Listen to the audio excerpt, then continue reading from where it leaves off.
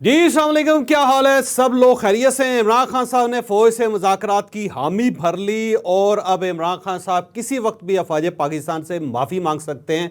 क्यों मांगेंगे, कैसे मांगेंगे और मुज़ाकरात कैसे होंगे, होंगे या नहीं होंगे, ये हम आपको आज के व्लॉग में पूरी तफसील से बताएंगे। और रऊफ़ हसन साहब बीमार हो गए, उनको क्या बीमारी हुई, कैसे बीमारी हुई और उनकी अब हालत क्या है, ये भी हम आपको पूरी डिटेल के साथ इसी व्लॉग में बताएंगे। और अफवाज पाकिस्तान के एक अफसर को 14 साल कैद की सज़ा हो गई। इसने क्या जुर्म किया था, क्यों सज़ा हुई और क्या ये आखिरी अफसर है जिसके साथ ये सलूक हुआ और आने वाले दिनों में मज़ीद अफीसर भी ऐसी सूरत का शिकार हो सकते हैं, ये भी हम आपको आज के व्लॉग में बताएंगे। और आज कौमी असम्बली के इजलास में ठीक ठाक हंगामा हुआ। हुकूमत ने क्या किया, अपोजिशन ने क्या किया, हुकूमत क्या करना चाहती थी, अपोजिशन क्या करना चाहती थी, ये भी हम आपको आज के व्लॉग में पूरी तफसील से बताएंगे। लेकिन व्लॉग की तरफ जाने से पहले मेरी आपसे रिक्वेस्ट है कि चैनल को सब्सक्राइब ज़रूर कीजिएगा और ये जो बेल आइकन है इसको ज़रूर प्रेस करें ताकि आपको नोटिफिकेशन मिलते रहे। और यही वो फेवर है, यही वो सपोर्ट है जो आप हमारी कर सकते हैं। हम सबसे पहले रऊफ़ हसन साहब की तरफ आते हैं। रऊफ़ हसन साहब पाकिस्तान तहरीक इंसाफ के तर्जुमान भी हैं, इनके सेक्रेटरी इतलात भी हैं। उम्र इनकी 75 साल है, बुज़ुर्ग आदमी हैं और पिछले 1 साल से ये मुसलसल टेलीविज़न और ख़बरों की जीनत बनते रहे। कभी इनके ऊपर ख्वाजा सराओं ने हमला कर दिया, कभी इन्होंने कोई बयान दे दिया, कभी इन्होंने किसी को टाउट करार दे दिया, कभी इन्होंने किसी जज के ऊपर तनकीद कर दी, कभी इन्होंने कोई बात कर दी और कभी इन्होंने कोई बात कर दी। बहरहाल ये बहुत ज़्यादा तनकीद के अंदर रहे और फिर अचानक इनको गिरफ़्तार कर लिया गया और इनको गिरफ़्तार इनके दफ्तर से किया गया था और इनके ऊपर ये इल्ज़ाम लगाया गया कि इन्होंने पाकिस्तान के ख़िलाफ़ और अफवाज पाकिस्तान के ख़िलाफ़ और रियासत पाकिस्तान के ख़िलाफ़ ठीक ठाक किस्म का प्रोपेगेंडा किया है, फ़ेक न्यूज़ ये फैलाते रहें, लिहाजा ये डिजिटल दहशतगर्द हैं और इन्हें पीका कानून के तहत गिरफ़्तार करके इनके ऊपर पर्चा दर्ज कर दिया गया और साथ ही इनके ऊपर केस भी चलना शुरू हो गया। लेकिन ये क्योंकि इस दौरान FIA और पुलिस की हिरासत में थे और फिर बार बार इन्हें अदालत में ले जाया जाता था और आज जज साहब ने इन्हें जुडिशल रिमांड पे जेल भिजवा दिया, क्योंकि इससे पहले पुलिस का और FIA का ये कहना था कि हमने अभी कुछ और रिकवरीज करनी है, लिहाजा इनका जिस्मानी रिमांड दिया जाए। लेकिन जज साहब ने आज उसे मुस्तरद करके इन्हें जुडिशल रिमांड पे जेल भिजवा दिया। यहीं पे आज अली ज़फ़र साहब, जो बैरिस्टर अली ज़फ़र साहब जो पाकिस्तान तहरीक इंसाफ का हिस्सा भी हैं, सेनेटर भी हैं और इनके वकील भी हैं, उन्होंने अदालत के सामने दरख्वास्त की कि ये शदीद अलील हैं, बीमार हैं और इनके ऊपर रहम किया जाए, इनके ऊपर थोड़ी सी मेहरबानी फरमाई जाए। लेकिन बहरहाल जज साहब ने इन्हें जुडिशल रिमांड पे जेल भिजवा दिया और अब इनकी अदालत की बेस पे पाकिस्तान तहरीक इंसाफ एक अपील दायर कर रही है हाई कोर्ट के अंदर और वहाँ पे दरख्वास्त की जाएगी कि क्योंकि ये अलील हैं, इनकी कीमोथेरेपी होती रहती है, ये कैंसर पेशेंट है और ये डॉक्टर के ज़ेरे निगरानी इलाज करवा रहे हैं, लिहाजा इनके ऊपर मेहरबानी की जाए और इन्हें ज़मानत पे घर भिजवा दिया जाए और इस दौरान ये हर अदालत के सामने पेश होते रहेंगे। तो एक दरख्वास्त अनकरीब दायर की जा रही है हाई कोर्ट के अंदर जिसमें दरख्वास्त की जाएगी कि जनाब मरीज़ के ऊपर मेहरबानी करें, आप इनकी उम्र का ज़रा ख्याल रखें और साथ साथ इनकी बीमारी का ख्याल रखें। इसमें कोई शक नहीं कि रऊफ़ हसन साहब कैंसर पेशेंट हैं, कैंसर सर्वाइवर हैं, इनको कैंसर हुआ था, अल्लाह ताला ने करम किया, उसकी मेहरबानी थी, ये तवील अरसा इलाज भी करवाते रहे और उसके बाद फिर ये सेहतमंद हुए। लेकिन ये इस वक्त भी मेडिकेशन पे हैं, ये बात दुरुस्त है। लेकिन क्योंकि ये बहुत ज़्यादा ही रेड लाइंस क्रॉस कर रहे थे, बार बार कभी ये जस्टिस आमर फारूक साहब के बारे में कुछ नाजेबा कलमात कहते थे, कभी चीफ जस्टिस ऑफ पाकिस्तान के बारे में बहुत कुछ कह देते थे, कभी पार्टी के अपने लोगों के बारे में ये बहुत कुछ कहते रहते थे, लिहाजा पार्टी के अंदर भी लोग इन्हें पसंद नहीं करते थे। यही वजह है कि जब इन्हें गिरफ्तार किया गया तो पार्टी के 90% लोगों ने शुक्र अदा किया और लंबा सांस लिया और उसके बाद वो एक दूसरे को मुबारकबाद पेश करते रहे। अब भी उनका केस लड़ा जा रहा है लेकिन बहुत महदूद पैमाने पे इनको वो फैसिलिटीज़ हासिल नहीं हैं जो बाकी लोगों को हासिल थी। जिस तरह वहाँ पे छोटा सा केस होता है और वहाँ पे वकला की लाइन लग जाती है, तो रऊफ़ हसन के लिए वकला की लाइन नहीं लगती। जब इन्हें अदालत में भी पेश किया जाता था तो वहाँ पे भी बहुत ज़्यादा लोग पाकिस्तान तहरीक इंसाफ के नहीं होते थे और पाकिस्तान तहरीक इंसाफ ने इनकी गिरफ्तारी के ऊपर को बहुत ज़्यादा प्रोटेस्ट भी नहीं किया। आप देख लें कितने टेलीविज़न चैनल्स के ऊपर कितने शोज़ हुए, लेकिन किसी शो में किसी शख्स ने रऊफ़ हसन की बात नहीं की। किसी ने रऊफ़ हसन साहब के साथ जो ज़्यादती हुई है, जो जुल्म हुआ है, उसके ख़िलाफ़ आवाज़ नहीं उठाई। तो इससे ये पता चलता है कि रऊफ़ हसन साहब पार्टी के अंदर भी पॉपुलर नहीं हैं, अपने दफ्तर के अंदर भी पॉपुलर नहीं हैं, और साथ साथ ये को बहुत ज़्यादा इदारों के लिए भी कोई महबूब और पसंदीदा शख्सियत नहीं। लेकिन इसके बावजूद मैं ये समझता हूँ कि उम्र का ख्याल रखना चाहिए। 75 साल का एक बुज़ुर्ग है और उसके साथ साथ वो बीमार भी है, लिहाजा बीमारी की रायत भी मिलनी चाहिए और उम्र की रायत भी इनको मिलनी चाहिए। ये उम्र इनकी ऐसी नहीं है कि जेलों के अंदर धक्के खाते रहें या थानों के अंदर धक्के खाते रहें, फ़र्श के ऊपर लिटाया जाए इनको और फिर इनको वक्त पे अद्वियात ना दी जाएँ, ये इनके साथ ज़्यादती। तो मैं ये समझता हूँ कि इनके साथ रायत होनी चाहिए। वो एक ज़ाहिर है उनके ख़यालात से इख्तलाफ हो सकता है, लेकिन जो उनकी जिस्मानी और जो जहनी सूरत हाल है उसके ऊपर मेरा ख्याल है अदालतों को मेहरबानी करनी चाहिए। हम पाक फ़ौज के इशू की तरफ आते हैं। आज कर्नल रिटायर्ड अकबर हुसैन को 14 साल की सज़ा सुना दी गई और इनके ख़िलाफ़ फील्ड जनरल मार्शल हुआ था और इन्हें बाकायदा कोर्ट मार्शल करके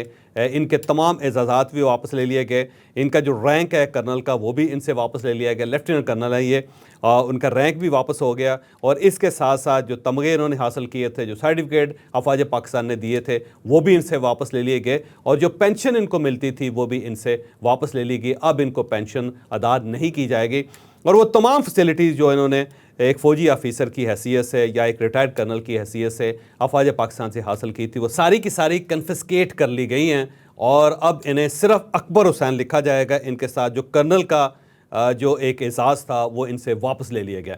इनके ऊपर एक इल्ज़ाम है कि 9 मई के जो वाक़यात हुए थे तो उस वक्त भी इन्होंने लोगों के अंदर इश्ताल फैलाया था, इन्होंने लोगों को मिसलीड किया था, फेक न्यूज़ फैलाई थी और लोगों से कहा था कि वो अफवाज पाकिस्तान के ऊपर हमला करें, वो कंटोनमेंट के अंदर जाएं, वो जो कोर कमांडर का घर है उसके अंदर तोड़ फोड़ करें। और फिर इसके बाद जब बन्नू का वाक़या हुआ तो इन्होंने ठीक ठाक किस्म की प्रोपेगेंडा किया था और ये साबित करने की कोशिश की थी अपने सोशल मीडिया पेजेस से कि अफवाज पाकिस्तान के ख़िलाफ़ आवाम उठ खड़े हुए हैं।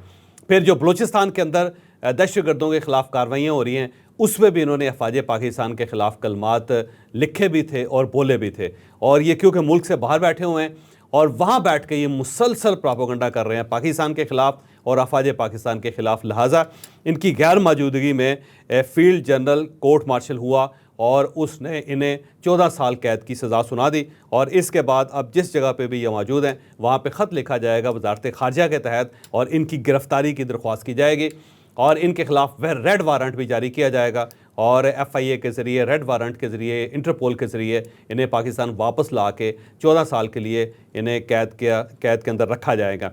और ये इस सज़ा तक पहुँचने वाले पहले अफीसर नहीं हैं। इससे पहले भी मेजर रिटायर्ड आदिल राजा साहब जो लंदन के अंदर बैठे हुए हैं और उनके जो बहुत सारे ख़यालात हैं, जो उनके वीलॉग्स हैं, जो उनकी ट्वीट्स हैं, उसके ऊपर अफवाज पाकिस्तान को बहुत ऑब्जेक्शंस हैं। उनको भी इसी तरह फील्ड जनरल कोर्ट मार्शल के ज़रिए उनको भी सज़ा दे दी गई थी और उनसे भी उनके एजाज़ात हासिल कर लिए गए थे। इसी तरह हैदर रज़ा मेहदी साहब हैं, वो कैप्टन रिटायर्ड हैं और अमेरिका के अंदर बैठे हुए हैं। उनसे भी उनका रैंक वापस ले लिया गया था, उनकी पेंशन वापस ले ली गई थी, उनके एजाज़ात वापस ले लिए गए थे और उनका भी कोर्ट मार्शल करके उन्हें भी सज़ा सुनाई गई थी। और अब ये तीसरे शख्स हैं इस सारी सूरत हाल में जिनको ये सज़ा सुनाई गई है और आने वाले दिनों में बहुत सारे ऐसे लोग हैं जो बाकायदा जिनको सर्कल किया गया है और जिनके ख़िलाफ़ ये कार्रवाई की जाती रहेगी, क्योंकि अफवाज पाकिस्तान का ख़्याल ये है कि कोई भी शख्स वो उसका ताल्लुक़ सिविलियन के साथ है या उसका ताल्लुक़ अफवाज पाकिस्तान के साथ है, वो अफसर है इस वक्त या फिर वो रिटायर है, उसके पास ये इख्तियार नहीं है कि वो अफवाज पाकिस्तान के ख़िलाफ़ कोई बात करे या पाकिस्तान के ख़िलाफ़ या पाकिस्तान की सलामती के ख़िलाफ़ कोई आवाज़ उठाए। तो अनकरीब कुछ और लोग भी आपको नज़र आएंगे जिनके ख़िलाफ़ इस किस्म की तादीबी कार्रवाइयाँ की जाएंगी। और ये एक मैसेज है कि अगर हमने अपने रैंक्ड ऑफिसर को नहीं छोड़ा, अगर हमने अपने लेफ्टिनेंट कर्नल को नहीं छोड़ा, उसका कोर्ट मार्शल हुआ और वो पाकिस्तान से बाहर है फिर भी हुआ, तो वो लोग जो 9 मई के वाक़यात के अंदर मुलव्वस है उनको कैसे छोड़ा जाएगा? उनको भी नहीं छोड़ा जाएगा। तो अफवाज पाकिस्तान की तरफ से आज भी एक मैसेज दे दिया गया है कि जब हम अपने लोगों को नहीं छोड़ रहे तो दूसरे लोगों को तो बिल्कुल नहीं छोड़ेंगे। आज इमरान खान साहब के साथ सहाफ़ियों की मुलाकात हुई जेल के अंदर, और वहाँ पे इमरान खान साहब ने बड़ा दिलचस्प मुकालमा किया उनके साथ। इमरान खान साहब का ये कहना था कि मैं अफवाज पाकिस्तान के साथ मुज़ाकरात के लिए तैयार हूँ।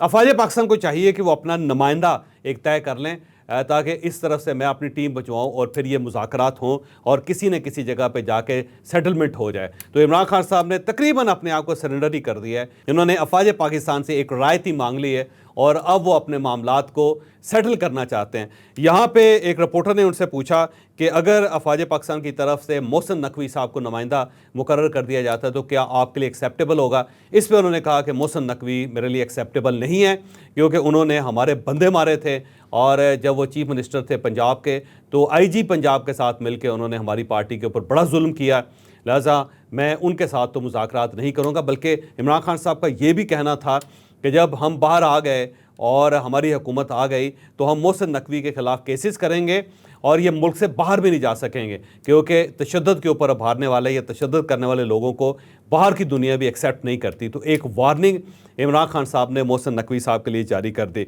फिर उनका ये भी कहना था कि हमने फ़ौज पे कोई इल्ज़ामात नहीं लगाए, हमने सिर्फ तनकीद की है।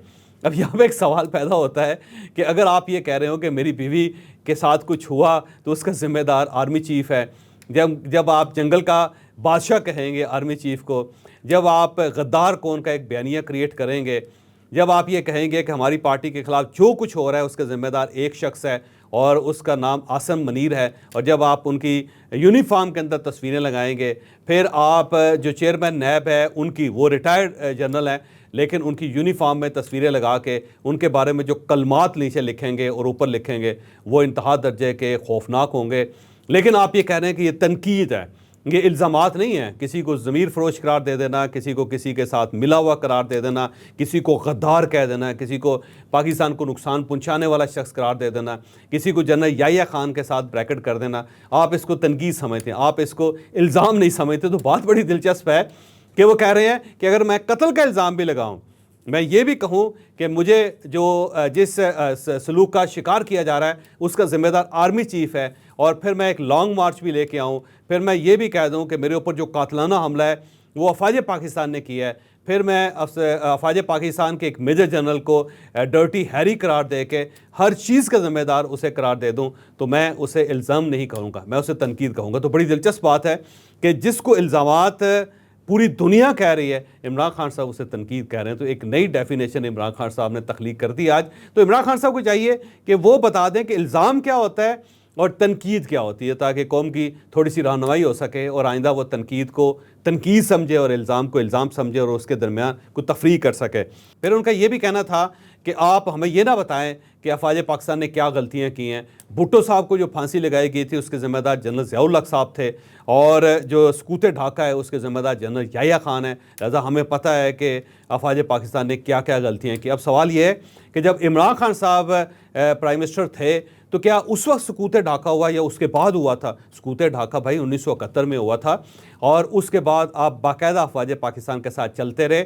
आपने सिर्फ अपनी पार्टी बनाई, और पार्टी का जो पहला सेक्रेटरी जनरल था वो एक रिटायर्ड लेफ्टिनेंट जनरल था, और उसके बाद अफवाज पाकिस्तान के साथ आपके बड़े करीबी तल्लुकात रहे और अफवाज पाकिस्तान की मदद से आप इक़्तिदार में आए। तो अचानक आपको आज महसूस हुआ कि 1971 की जो जिम्मेदारी है वो अफवाज पाकिस्तान के कंधों पर जाती है और उसका जिम्मेदार जनरल याह्या खान है। 1971 को आपने 2024 के साथ मिला लिया, जबकि दरमियान का जो अरसा था उसे आपने वाश आउट कर दिया, साइड पे कर दिया। फिर जो जुल्फ़िकार अली भुट्टो साहब की फांसी थी वो उसको भी 45 साल हो गए हैं, और इस दौरान आप अफवाज पाकिस्तान के साथ चलते रहे और उसके बाद इक़्तिदार को इंजॉय करते रहे। जनरल बाजवा साहब को आप जमहूरियत पसंद जनरल कहते रहे, और जनरल फैज़ हमीद साहब के लिए आप आखिरी सतह तक, आखिरी लेवल तक आप लड़ते रहे।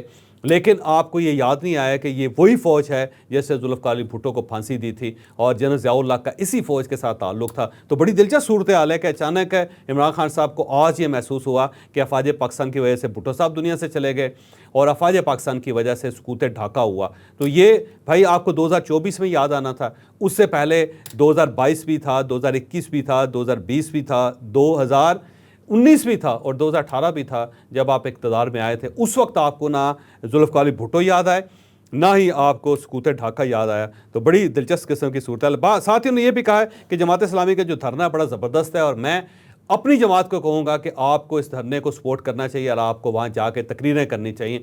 तो आज रात के वक्त किसी वक्त भी इमरान खान साहब के लोग, जिसमें उमर अयूब साहब शामिल होंगे, जिसमें अली मोहम्मद खान साहब शामिल होंगे, जिसमें असद कैसर साहब शामिल होंगे, इनको धरने में भिजवाया जाएगा। और हो सकता है गौहर खान साहब से भी रिक्वेस्ट की जाए कि जनाब आप चेयरमैन हैं, आप भी वहाँ पर जाके तकरीर करें।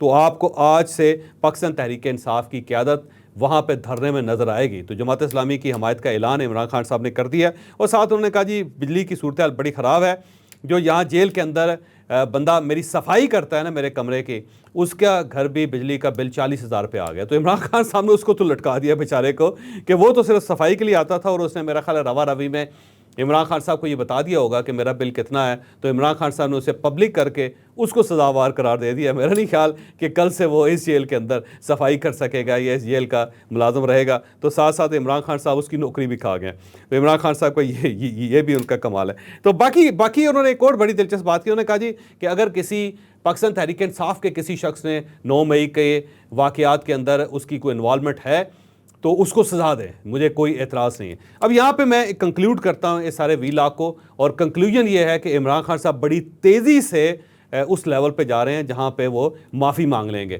क्योंकि अफवाज पाकिस्तान का सिर्फ एक मुतालबा है कि आप 9 मई के वाक़यात की ज़िम्मेदारी कबूल करें और उसके बाद आप पब्लिकली माफ़ी मांगें कि ये हमसे गलती हुई है और हम आइंदा इस किस्म की कोई हरकत नहीं करेंगे। तो फिर तो माफ़ी मिल सकती है आपको। तो इमरान खान साहब ने पहले ये तस्लीम करके कि मैंने अपने वर्कर्स से कहा था कि अगर मुझे गिरफ़्तार कर लिया जाए तो आप कंटोनमेंट्स का और GHQ का मुहासरा करें, 50% काम कर लिया था। आज उन्होंने मुज़ाकरात की दावत दे के थोड़े से कदम और उठा लिए। तो मुझे लगता है कि किसी वक्त भी इमरान खान साहब ये कह देंगे कि जनाब अगर मेरी माफ़ी मांगने से मामला सेटल हो सकते हैं तो मैं 9 मई के ऊपर की ज़िम्मेदारी कबूल करके आपसे माफ़ी मांगता हूँ। तो इमरान खान साहब बड़ी तेज़ी से माफ़ी की तरफ बढ़ रहे हैं। आज कौमी असम्बली का इजलास था और वहाँ पे चीफ जस्टिस पाकिस्तान के हक़ में करारदाद वहाँ पे पास हुई। वहाँ पे पाकिस्तान तहरीक इंसाफ के लोगों ने भी तकरीरें की, गवर्नमेंट के लोगों ने भी तकरीरें की, और साथ ही इलेक्शन कमीशन का एक बिल वहाँ पे पेश हुआ, पास हुआ, और उस पर पाकिस्तान तहरीक इंसाफ को ठीक ठाक किस्म की रिजर्वेशंस हैं, वहाँ ठीक ठाक हंगामा भी हुआ। तो बहरहाल इसकी डिटेल जो है मैं सुबह 9 बजे के वीलॉग में आपको बताऊंगा, क्योंकि जिस वक्त हम ये रिकॉर्ड कर रहे हैं उस वक्त कौमी असम्बली का इजलास चल रहा है। अभी तक सूरत हाल को बहुत ज़्यादा वाज़ेह नहीं है जिसके ऊपर मैं अब तबसरा कर सकूं। लिहाजा मुझे इजाज़त दीजिए, अगले वीलॉग में आपसे मुलाकात होगी।